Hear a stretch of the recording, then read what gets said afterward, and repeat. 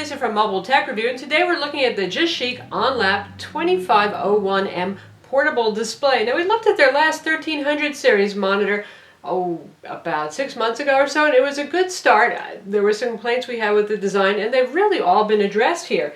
This is a 15.6-inch monitor, and you're not looking at the display right now, obviously.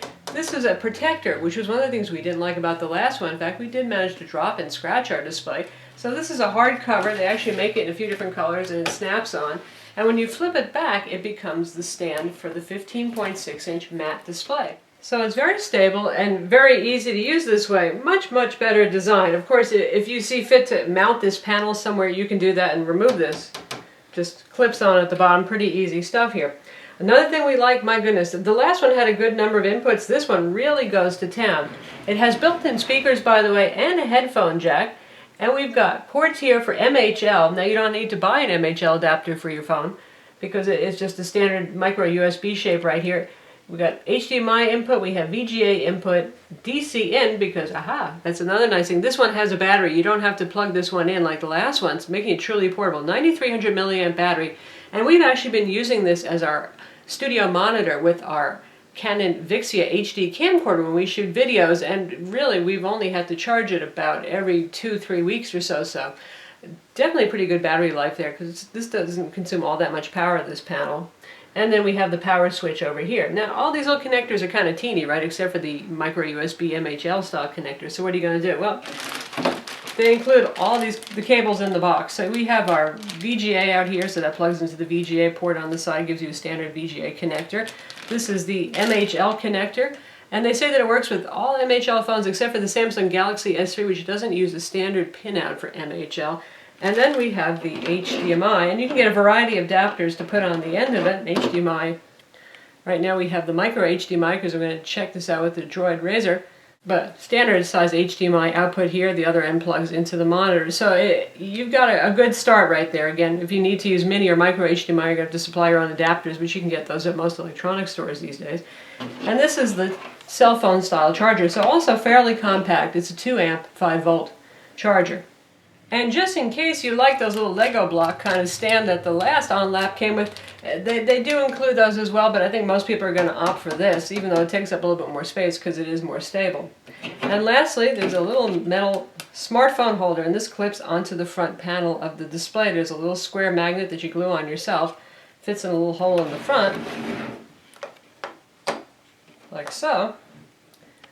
And there's that. So as we look around, that's what the back looks like. A little air vent over here. Not bad looking piece, actually. And now we're going to power it up so you can see the monitor itself. So here we have it plugged in, and this looks funny, doesn't it? Into our Motorola Droid Razr HD phone, and we've got the little holder here. I suggest you toss that in the trash. This is a pretty skinny phone, and it's really too tight to hold this. We don't want it squeezing on the glass bezel, and obviously your cord's going to get in the way. So nice thought, probably not going to use it though. So we take that away. But here we've got screen mirroring set up. This is a 1366 by 768 15.6-inch matte panel. Response time is between 8 and 16 milliseconds according to the manufacturer, and it has a 400:1 contrast ratio. Contrast is noticeably better than it was on the last GeChic that we tested. Brightness is moderate. They don't give a figure in nits. We haven't measured it, but I would say looking at that it's about 300 nits of maximum brightness. So it's adequate to use, and the fact that it's matte really helps fight glare. Usually reflections are one of the reasons you need to increase your brightness to overcome glare. So it works just fine. Obviously with this smartphone, again, it works fine with our HD camcorder as well, using HDMI out. And we've got our desktop mirroring set up here, obviously. It works just fine. And we're going to check out gallery and play a video to see how that goes. And we have a 1080p video, so it's really a little overkill because neither the phone nor the monitor are 1080p, but what the heck, we'll do it anyway. So here we've got built-in speakers, and we have touch controls here, so you can increase and decrease the volume. It's pretty loud, actually. So not bad. Skills that far exceed that of a human counterpart. This is a TN panel. That means not super wide viewing angles. You get 20 degrees from up top, and you get 45 degrees either way. But certainly as a mobile presentation product, it works just quite well. Definitely, but you're going to have people pretty well lined up in front of it. So if you've got a boardroom you want to present to with 20 people spread out, not so much the ideal product. But a couple of cozy few people who don't mind getting close together, yes, then it works well. And here we've got our on-screen controls, which you use with these touch buttons right here. So the usual stuff: contrast, brightness, color adjustment, color temperature. The on-screen display timer for, well, this kind of stuff right here. You can reset your settings. Choose the output signal, but it does it automatically by itself, and most of the time it does that right. And so we are using that auto search by default. So pretty simple stuff, and these touch controls work a lot better than the last model. The monitor, by the way, can work in both portrait and landscape orientations.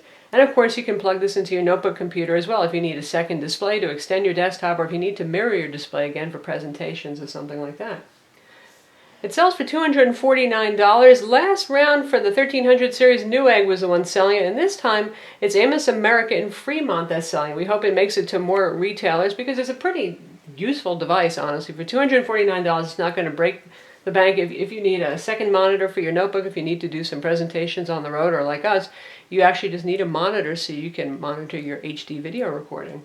Works with smartphones just fine, and well, the myriad inputs make it just very useful, and it really helps that all the cables are included in the box, and it has a battery. So, pretty neat technology. I'm Lisa from Mobile Tech Review. That's the GeChic On-Lap 2501M mobile monitor.